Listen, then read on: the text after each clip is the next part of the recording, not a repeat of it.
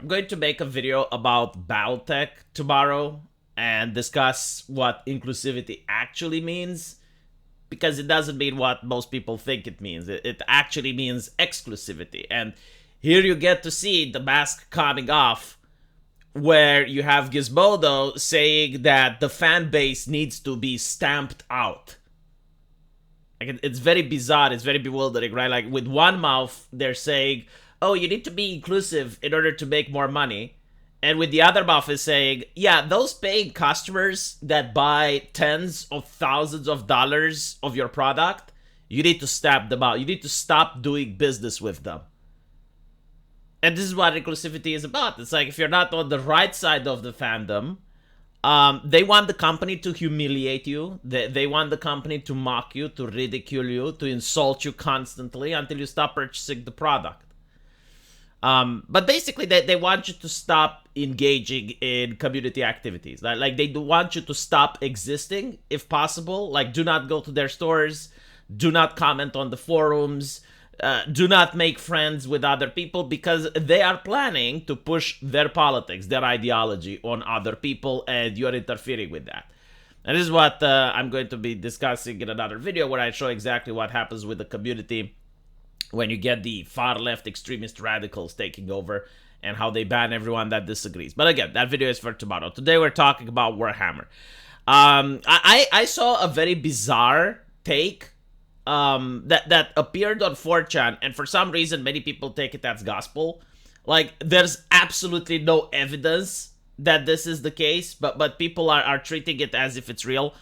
And apparently Amazon, which is planning to make a 40K movie, is discussing this with Henry Cavill, right? So they announced the fact that they're going to do this collaborative event, and Henry Cavill is going to make a Warhammer 40K thing.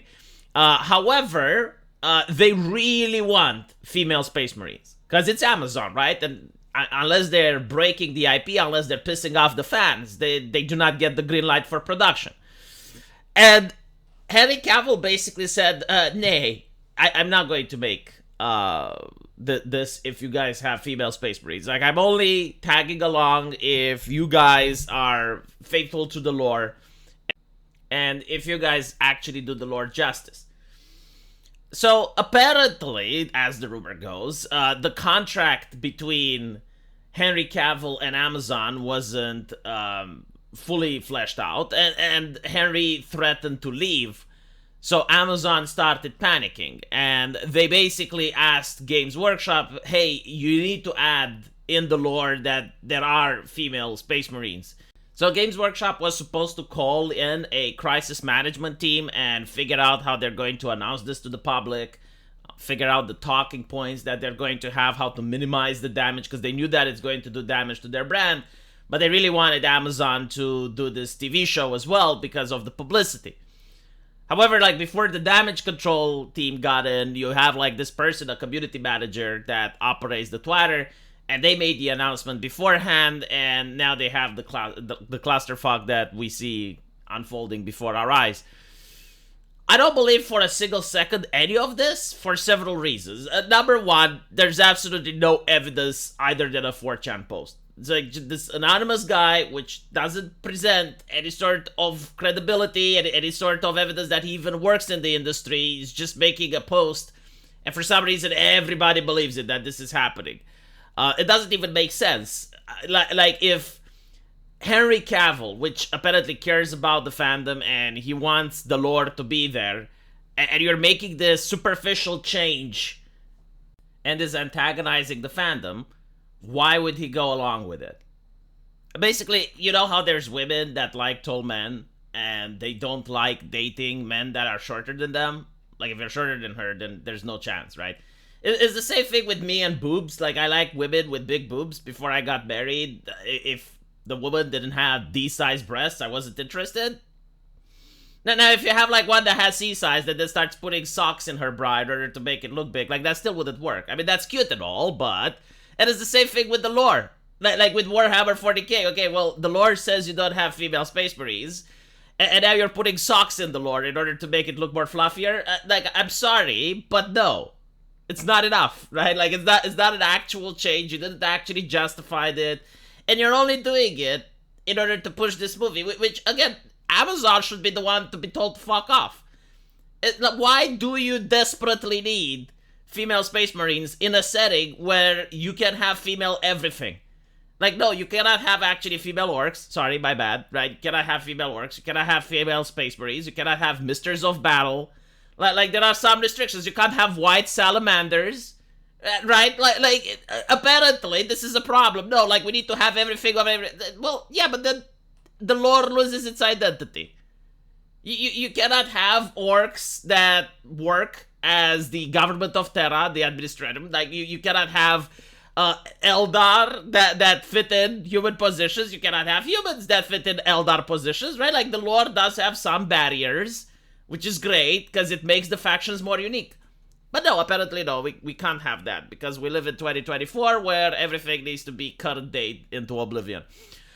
So no, I genuinely do not believe the rumors that this is Henry Cavill that is basically putting his foot down and saying no, and it caused this ridiculous chain of events. But I can be proven wrong. I mean, the movie is eventually going to come out, and if we're going to see a female space marine, that's going to tell me, okay, well, I was wrong. Apparently, this is actually what happened. Holy shit. This is the most ridiculous way to lose money that a company has ever come up with. But we'll see. One thing is for certain, though. The changes were made, right? So now you throw away the toxic fan base. But what's interesting, and they never do this. They never actually look if their results actually brought in the benefits that they're claiming. Like, they are claiming that women, right? So your mother, your grandmother is now going to pick up Warhammer 40k and she's going to play because now we have female space marines. Like, up until now, grandmother didn't want to see a space marine stuff a chainsword up an orc's throat and scramble his entrails all over the screen. Like, she didn't want to do that because we didn't have female space marines. But now grandma is definitely going to pick up this hobby. Where are the numbers, though? Like, how many women have decided to pick up the hobby because we did what the experts wanted us to do? We did the thing, right?